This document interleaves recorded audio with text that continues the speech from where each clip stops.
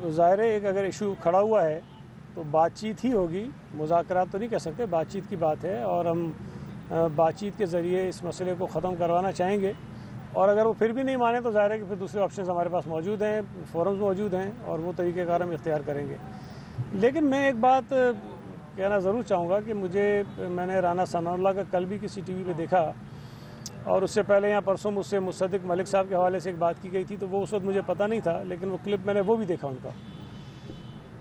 मुझे बहुत अफसोस होता है कि मुझे अब शायद किसी हद तक यकीन हो चला है कि PMLN भी ये चाहती है कि पीपल्स पार्टी को वो सियासी तौर पर नुकसान पहुँचाएँ।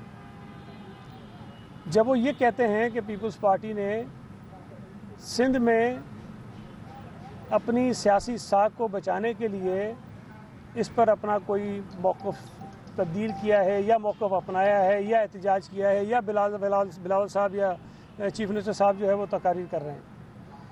अच्छा, ये बातें कोई और करे तो शायद हमें इतनी हैरत ना हो, लेकिन PMLN के लोगों की बातों पर इसलिए दुख होता है और ये मुझे इसमें कुछ बदनीयती नज़र आती है कि जब ये कैनाल्स का मंसूबा आया, जब ये चीज़ सामने आई तो उस वक्त केयर टेकर गवर्नमेंट थी, उन्होंने भी इसकी मुखालफत की।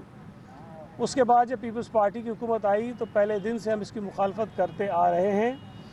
हमने 12 खतूत लिखे हैं, हमने 12 बात की है, असम्बली में बात की है, असम्बली की करारदादें मौजूद हैं और ये करारदाद जो रिसेंटली हुई नहीं, इससे पहले भी हम इस पर बात कर चुके हैं।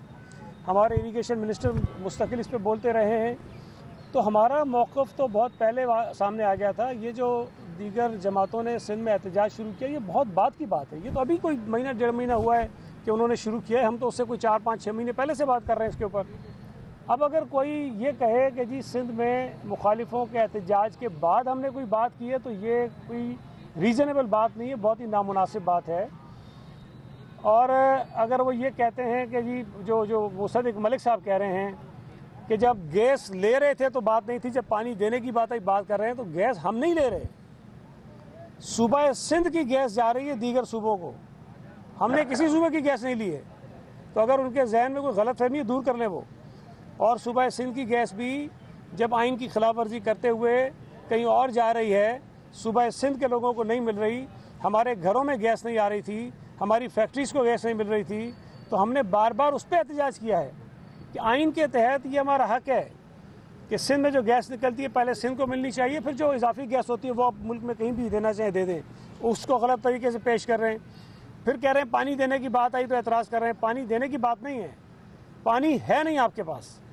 हमारे सूबा सिंध के हिस्से का जो पानी है हमें वो नहीं मिल रहा।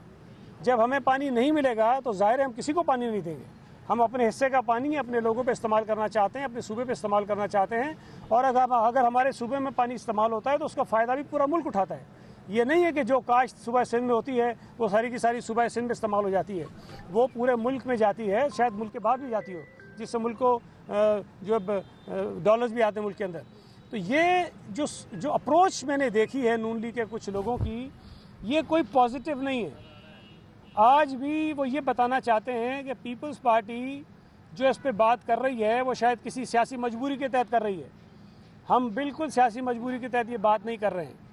हम सिंध के लोगों की नुमाइंदगी कर रहे हैं और पाकिस्तान पीपल्स पार्टी ने हर मौके पर, हमारी तारीख उठाकर देख लीजिए कि जब सूबा सिंध के मैंडेट को जब भी हमें मैंडेट मिला है और सूबा सिंध के हक पर किसी हुकूमत ने डाका डालने की कोशिश की है, हक हमारा गज़ब करने की कोशिश की है, तो हमने उस पर एक वाज़ेह स्टैंड लिया है हमेशा से।